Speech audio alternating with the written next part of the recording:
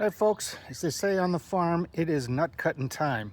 It is a gorgeous spring day, the first one we've had. It's about 55 degrees, the snow is gone, and we are ready to try this out. So what I'm going to do first is I'm going to crank the engine with no gas just to get some oil pumped up in the engine because it is a brand new engine. Now, I have no idea what's going to happen. You're seeing this just as I am. It may not crank. It may not start. It may start and run poorly. It may run fine or anything in between. So here, let's try it. Just crank it. Oh, that sounds good. All right.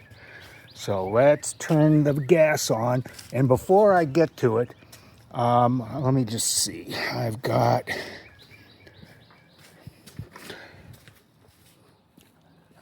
can just hear you guys out there. You're going, Farmer Steve, this is the wrong fuel filter for a gravity-fed system. It should be just a little screen pack. But when I bought this fuel shutoff, these came, I said, let's try them. If it doesn't work, I'll put this back on. So here comes the gas. Now we need to let it fill up the carburetor. The carburetor's empty. You want to make sure that the carb doesn't flood over. Okay.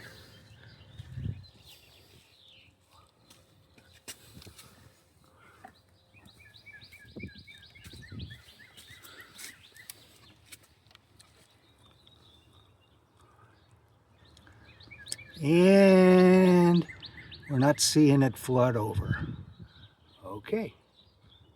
Let's give her a lick and kick and watch her go.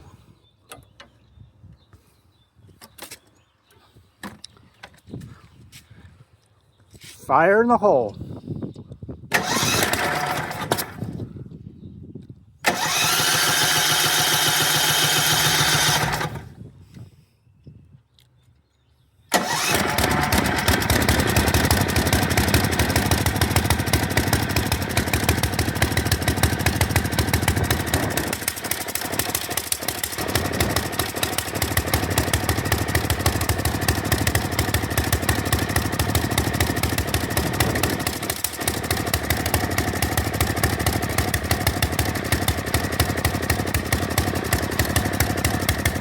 Well, that's not impressive. I'm going to turn it off and see what I can find.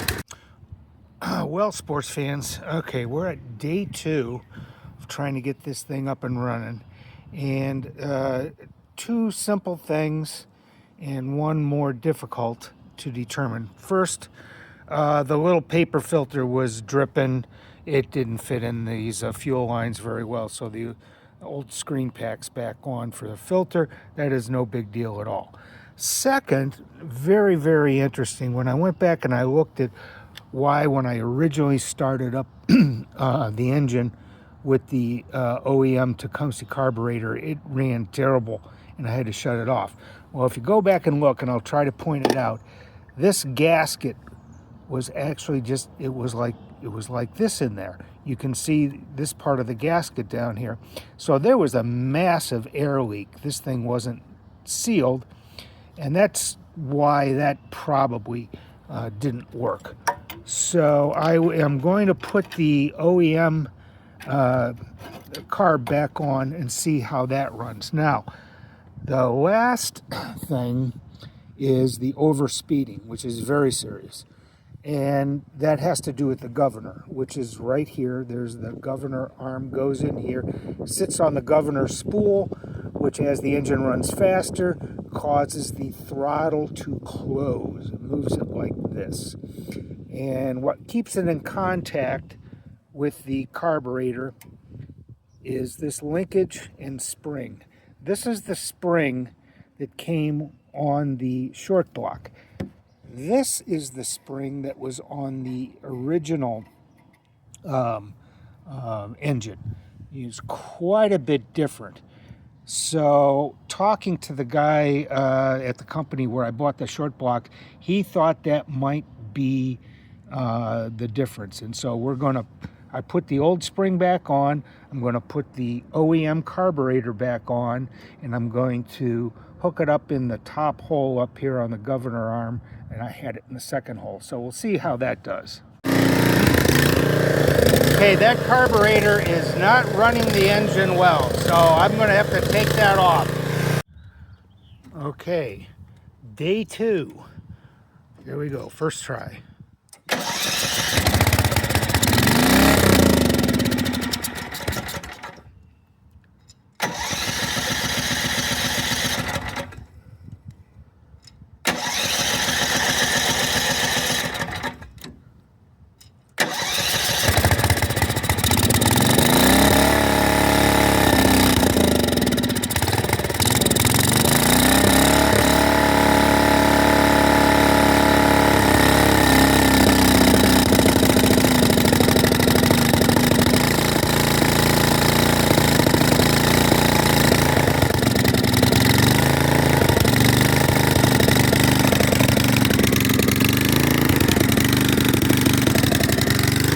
Still not too impressive. I'm going to try that other car. Day 2, variation 2. Old spring, new carburetor, and gasket is definitely in place. Okay, here we go.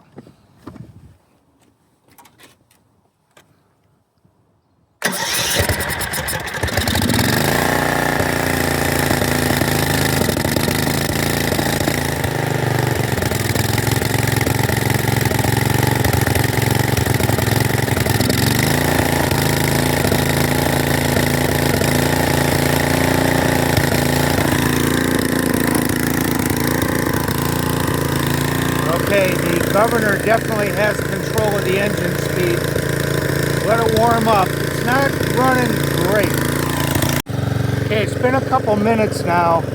I drove it around the yard, and the engine is smoothed out. So I think I'm going to put the air box and everything back on and try it again. Okay, buttoned up, air cleaner back on. I think this is it. Well, let's see.